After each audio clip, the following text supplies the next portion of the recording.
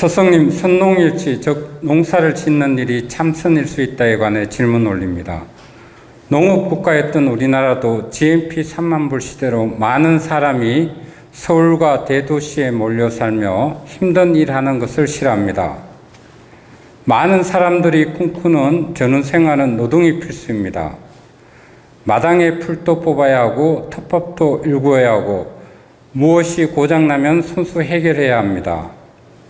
인연 따라 정진하며 가끔 적당한 노동에 흙을 만지고 사는 것도 도를 성취하는 방법 중에 하나가 되는지 스승님께 질문드립니다.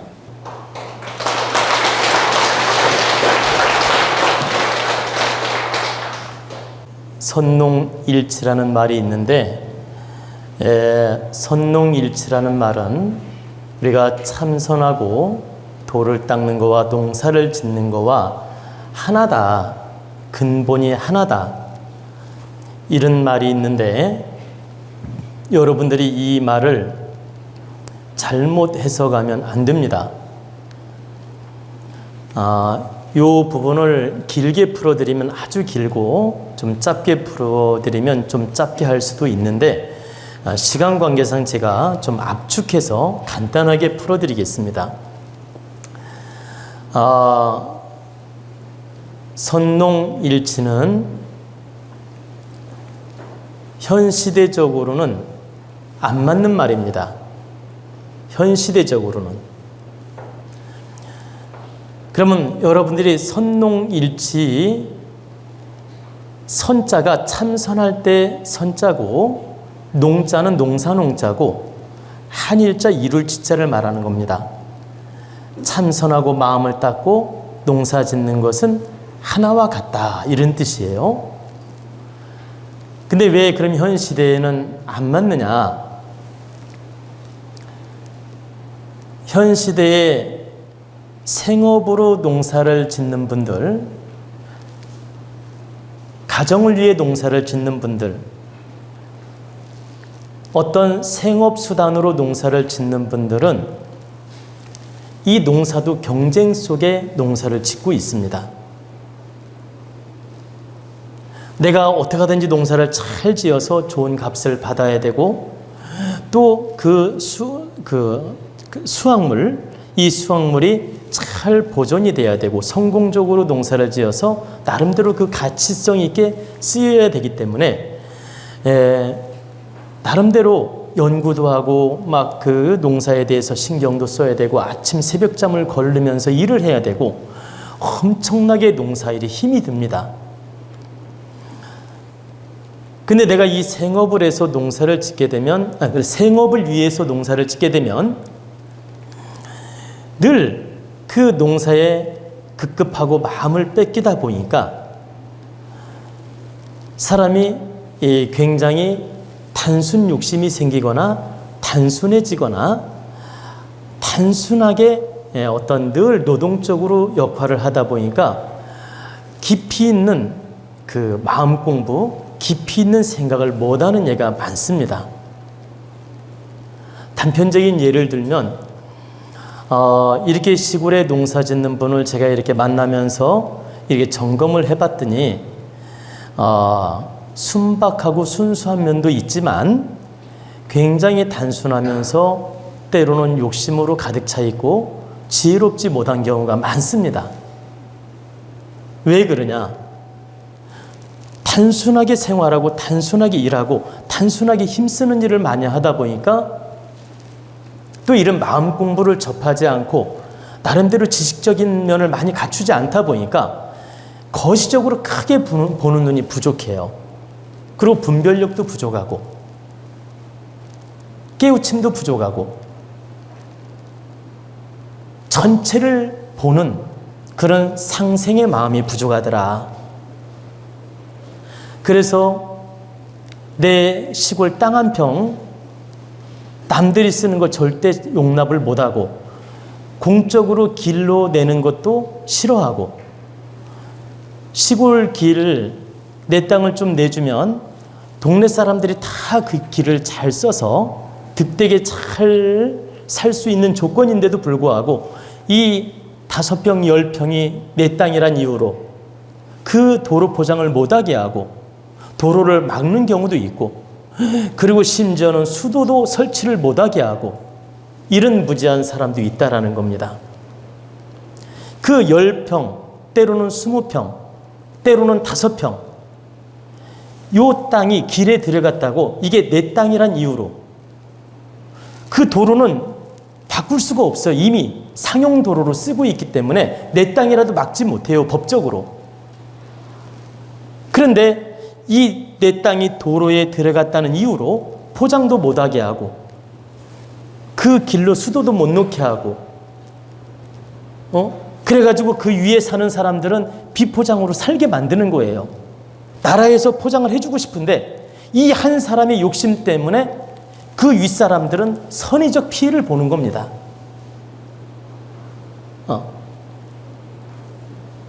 나라에서는 이 어려운 사람들 도로를 잘 쓰게 도와주고 싶은데도 이 한 사람의 잘못된 욕심 때문에 이 윗사람들은 간접적으로 피해를 보고 있다.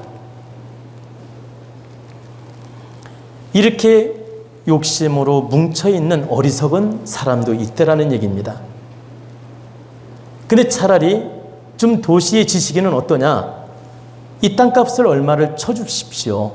그러면 내가 얼마 쳐주면 그냥 그대로 합의하고 하겠습니다. 차라리 이러고 말아요. 근데 무지한 이렇게 시골 사람들은 어떠냐? 때로는 옹고집으로 거부하는 사람도 있어요. 마치 놀부심부로. 이것은 시골 분들이 다 그렇다는 얘기가 아니니까 오해하지 마십시오. 일부 그런 사람들이 있다는 얘기지 시골 농사 짓는 분이 다 그렇다는 얘기가 절대 아닙니다. 오해하시면 안 돼요. 그런 분도 있더란 얘기입니다. 또 이렇게 단순 노동을 하면서 이렇게 공공적으로 모두가 득되게 역할하는 걸 잘하면 좋은데, 모두가 득되는 역할을 못하고 그냥 나한테 이익이 될 때는 잘하고 이익이 안 될 때는 물러서고, 또 이익이 안 될 때는 다 거부하고, 그리고 외부 사람이 이렇게 시골에 와서 뭐 좀 하려고 하면 텃세 부리고, 그리고 뭔가 이렇게 안 도와주면 외면하려고 하고, 이렇게 뭐라고 할까, 단순 생각으로 사는 분들이 있더라는 얘기입니다. 근데 이쯤에서 여러분들한테 하나 깨우쳐주고 싶은 게 있습니다. 내 땅이 1000평이라면 내 땅이 1000평이 다 100% 명당인 사람 없습니다. 70%를 내가 잘 쓸 수만 있다면 아주 좋은 땅이라고 보시면 돼요. 1000평 중에서 700평만 내가 득되게 잘 쓸 수 있다면 이건 횡재라고 해도 과언이 아닙니다.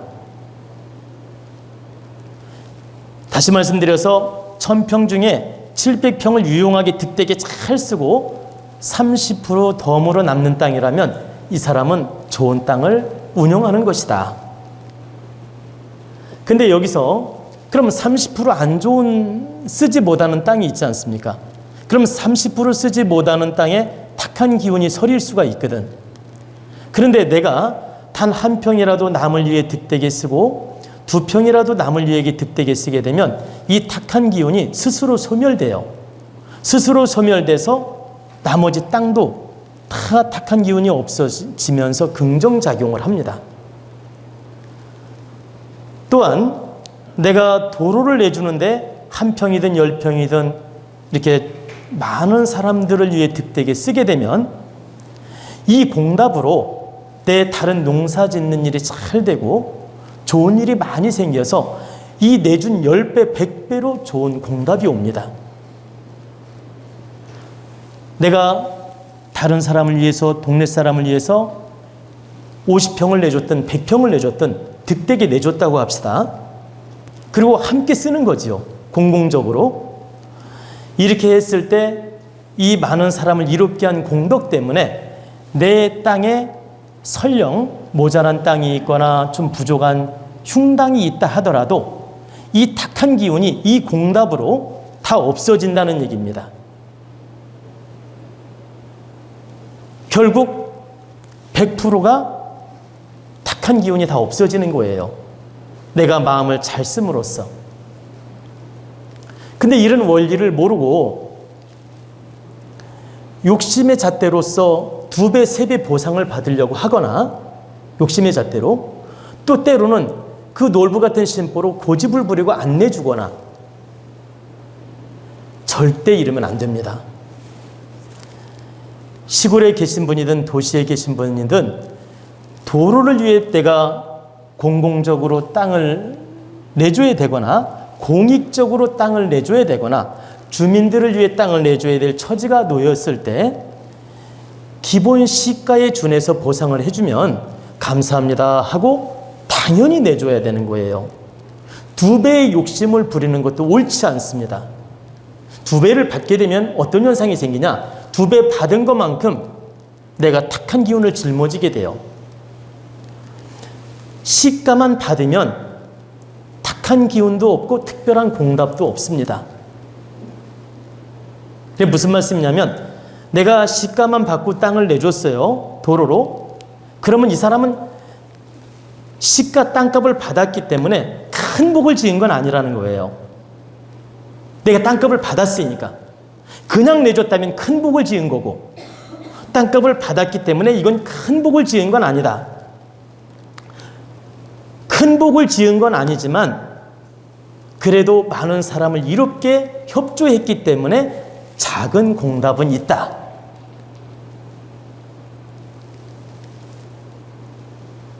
예를 들면 나한테 어떤 재앙이 오거나 탁한 일이 올 것들이 그 공답으로 오지 않는다. 작은 공덕은 쌓인다는 얘기입니다. 그런데 내 욕심의 잣대로 이걸 봐봐요. 시가만 받으면 되는데 3배, 5배 막 땅값을 달라 그래. 그래가지고 욕심을 챙겨 받아. 그러면 이 받은 것이 득이 되느냐? 어디론가 트릭이 생겨서 다 나갑니다. 그리고 공덕도 사라지고. 그래서 땅을 그냥 내어줄 수 없는 조건이라면 시가만 딱 받고 내줘야 되는 겁니다. 내가 그냥 내줘도 될 처지라면 그냥 내주는 게 훨씬 더 좋고. 제가 과거에도 이런 특강을 한 적이 있습니다. 이런 법문을 한 적이 있어요. 근데 지금 다시 한번 제가 말씀을 드리는 이유는 시골에 농사 짓는 분들이 길 때문에 다투는 경우가 많고 시시비비하는 경우가 참 많습니다. 제발 시골에 농사 짓는 분들, 시골 생활하는 분들 길 때문에 싸우지 마십시오. 오히려 내 땅을 동네 사람이 사용할 수 있다면 감사한 일입니다. 복을 짓는 일이기 때문에 감사한 일이다. 그리고 나한테만 득이 되는 게 아니라 자손한테까지도 그 복이 다가옵니다. 그래서 옛부터 길내준 공덕이 아주 크다는 말이 있습니다. 그래서 오히려 내 땅을 내줄 수 있는 조건이면 축복받은 일이에요. 감사한 일이고. 근데 어리석게도 시골 분들이 그런 이치를 모르고 그 한 평, 2평 가지고 싸우는 경우도 있고 그 길을 안 내줘서 시비를 막 붙는 분도 있고 내 땅에 한 평 들어갔으니 10배로 보상하라는 등 아니면 길을 막겠다고 협박을 하는 등 이런 사람들이 있다는 얘기입니다. 이게 얼마나 어리석은 짓인지를 모르기 때문입니다. 그리고 실제 사람이 다니는 길을 욕심의 잣대로 길을 막거나 피해를 주게 되면 자신한테도 득되지 않을 뿐만 아니라 자손까지도 나쁜 작용을 합니다. 그렇기 때문에 가급적이면 사람이 다니는 길은 막는 게 아니다. 그리고 이제 제가 왜 이 농사 이야기 나오다가 이야기가 나왔냐면 이 농사를 짓거나 이렇게 시골 분들이 지혜로운 분도 많고 인심 좋은 분도 많고 또 훌륭한 분도 많이 있습니다. 제 얘기는 다 누구나 그렇다는 얘기가 아니에요. 이렇게 훌륭한 분도 있지만 그 중에는 너무 단순하게 생활을 하다 보니까 그렇게 단순 생각, 단순 감정으로 살고 모자란 생각으로 사는 분들이 많기에 제가 이 자리에서 언급을 한 것입니다. 그리고 이제 제가 왜 현 시대에는 선농일치가 되기 어렵다고 말씀을 드렸느냐면, 시골 분들이 단순하게 농사를 짓지만은 나름대로 이 물질 만능 세계에 살고 있다 보니까 예전 인심하고는 달라서 그 신선의 마음, 도의 마음으로 농사를 짓는 분이 별로 없기 때문에 요즘 세상에는 선농일치가 어렵다고 했던 겁니다. 그러나 1%는 선농일치로 또 농사 짓는 분도 있습니다. 그러면 어떤 분이에요? 농사를 지면서 법문을 늘 듣고 좋은 강의를 듣고 그러면서 농사 일하면서도 늘 공부를 해요. 우리 회원 중에서도 한 분이 그런 분이 있습니다.